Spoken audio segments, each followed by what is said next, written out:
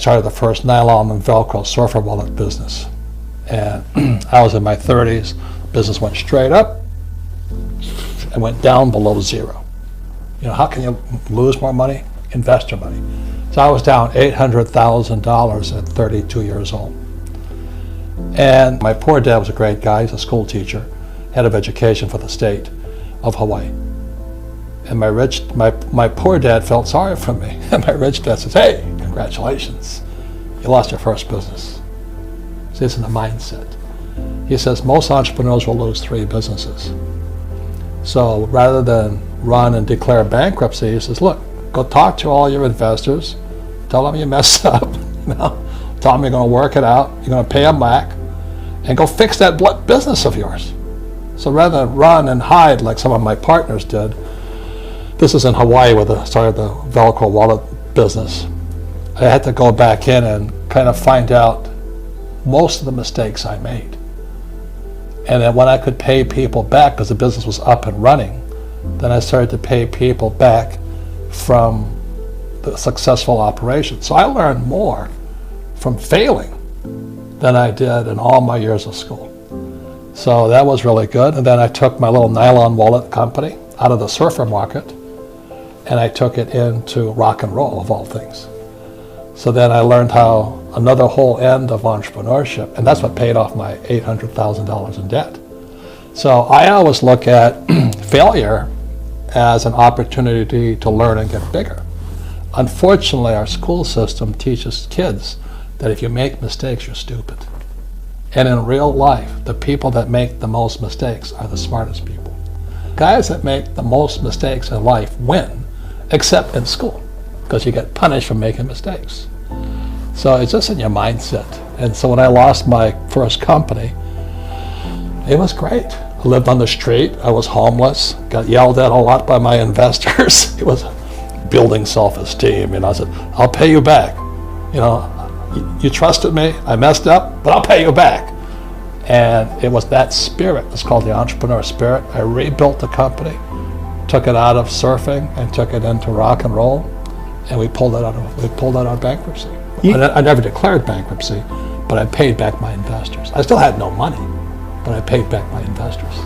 You wake up tomorrow morning and you're on the street and you have nothing. You don't have a single contact in your network. All you have is the knowledge and experience that you've had throughout your career. How do you build up from there? Well, I've been there many times. So it's no big deal. You just figure out what's needed and wanted and you go do it. You know, people always kind of dump on, what do you call it, fast food industry. If I had to do it again, I'd go work for McDonald's. And the reason I go work for McDonald's, you know, whether it's $7 an hour or 15, I don't really care. I don't really like McDonald's food, but they have the best business systems in the world. You know, how else can a company take virtually non-college educated people and build a fast food industry across the world? And they have the best system. So right inside little McDonald's, you can learn everything you need to learn about business except for the management side of it. So I just go work at McDonald's so I can learn even more. So I look at life as learning. I'm constantly learning. You know, I'm reading constantly, studying constantly.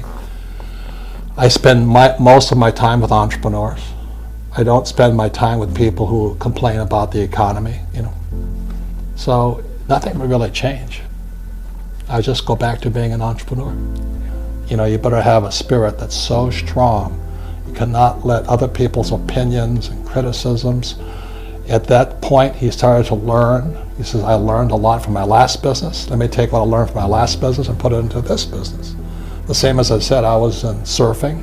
When my nylon business went down, I took what I learned and transferred it to rock and roll. You know, I mean, and then I transferred it into education. So today I'm an entrepreneur in education.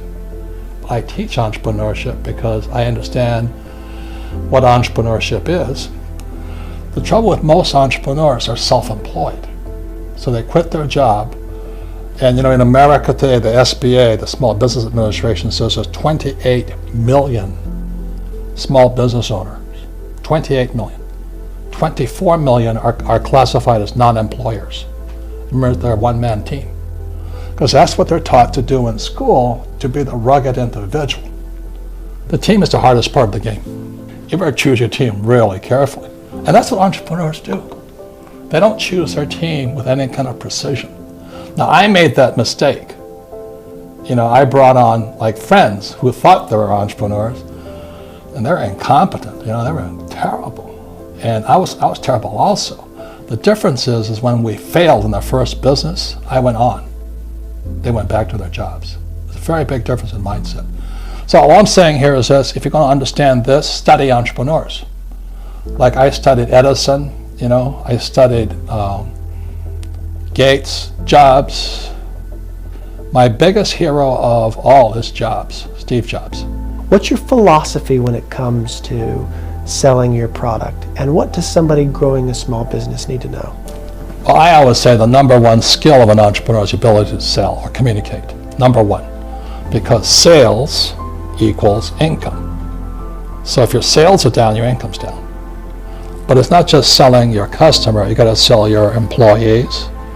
That's really tough, And then next is selling my investors. I don't have the pleasure of being down. Entrepreneurs have got to be up. Because if you're down, your employees know it, your customers know it, the market knows it.